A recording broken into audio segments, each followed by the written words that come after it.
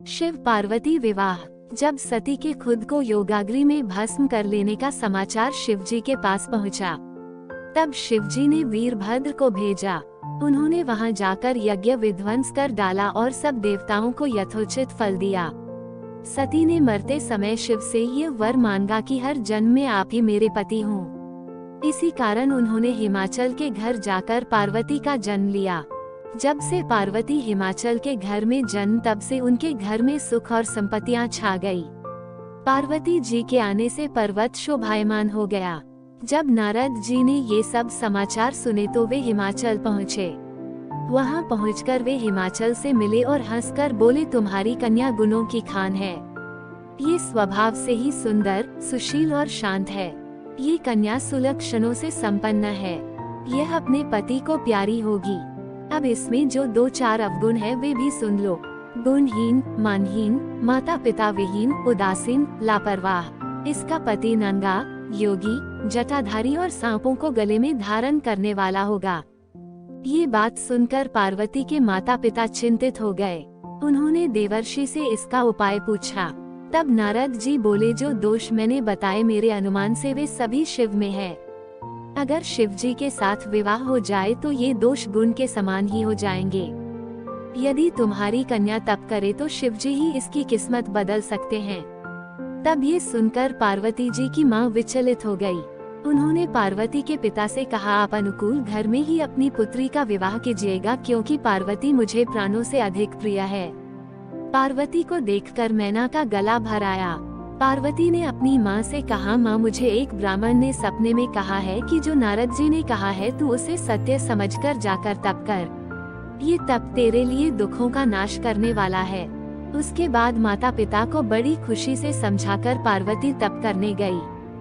पार्वती जी ने शिव को पति रूप में पाने के लिए तपस्या आरंभ की, लेकिन शिव को सांसारिक बंधनों में कदापि रुचि नहीं थी। इसलिए पार्वती जी ने अत्यंत कठोर तपस्या की ताकि शिव प्रसन्न होकर उनसे विवाह कर लें। जब सप्तर्षि सती की परीक्षा लेने गए, सप्तर्षि ने पार्वती से जाकर पूछा, तुम किसके लिए इतना कठिन तप कर रही हो? तब पार्वती ने सकुचाते हुए कहा, आप लोग मेरी मूर्खता को सुनकर हंसेंगे। मैं शिव को अपना पति बनाना चाहती हूँ। पार्वती की बात सुनकर सभी ऋषि हंसने लगे और बोले कि तुमने उस नारद का उपदेश सुनकर शिव को अपना पति माना है, जो सब कुछ चौपट कर देता है।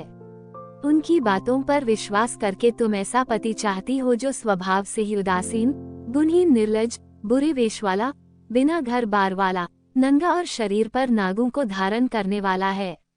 ऐसे वर के मिलने से कहो तुम्हें क्या सुख मिलेगा। अब हमारा कहा मानो, हमने तुम्हारे लिए बहुत अच्छा वर चुना है। हमने तुम्हारे लिए जो वर चुना है वो लक्ष्मी का स्वामी और वैकुंठपुरी का रहने वाला है। तब पार्वती उनकी बात सुनकर बोली, कहा है कि मेरा हठ भी पर्वत के ही समान मजबूत है। मैं अपना ये जन्म शिव के लिए हार चुकी हूँ। मेरी तो करोड़ जन्मों तक यही जिद रहेगी। पार्वती की यह बात सुनकर सभी ऋषि बोले, आप माया हैं और शिव भगवान है। आप दोनों समस्त जगत के माता पिता है। ये कहकर सप्तर्षि पार्वती को प्रणाम करके वहां से चले गए। पार्वती जी की दृढ़ निष्ठा ने जीत लिया शिव जी का मन। वर्षों तपस्या करने के बाद एक दिन पार्वती जी के पास एक ब्रह्मचारी आया। वह ब्रह्मचारी तपस्विनी पार्वती का आज्ञा स्वीकार करने से पूर्व बोल उठा, तुम्हारे जैसी सुकुमारी क्या तपस्या के योग्य है? मैंने दीर्घकाल तक तप किया है। चाहो तो मेरा आधा या पूरा तप ले लो, किंतु तुम इतनी कठिन तपस्या मत करो। तुम चाहो तो त्रिभुवन के स्वामी भगवान विष्णु भी। किंतु पार्वती ने ऐसा उपेक्षा का भाव दिखाया कि ब्रह्मचारी 2 क्षण को रुक गया। फिर बोला, योग्य वर में 3 गुण देखे जाते हैं, सौंदर्य, कुलीनता और संपत्ति। इन तीनों में से शिव के पास एक भी नहीं है। नीलकंठ, त्रिलोचन, जटाधारी, विभूति पोते, सांप लपेटे शिव में तुम्हें कहीं सौंदर्य दिखता है? उनकी संपत्ति का तो कहना ही क्या, नग्न रहते हैं। बहुत हुआ तो चर्म चमड़ा लपेट लिया। कोई नहीं जानता कि उनकी उत्पत्ति कैसे हुई। ब्रह्मचारी पता नहीं क्या क्या कहता रहा, किंतु अपने आराध्य की निंदा पार्वती को अच्छी नहीं लगी। अतः वे अन्यत्र जाने को उठ खड़ी हुई। तब शिव उनकी निष्ठा देख ब्रह्मचारी रूप त्याग प्रकट हुए और उनसे विवाह किया। जहाँ दृढ़ लगन, कष्ट सहने का साहस और अटूट आत्मविश्वास हो, वहाँ लक्ष्य की प्राप्ति अवश्य होती है।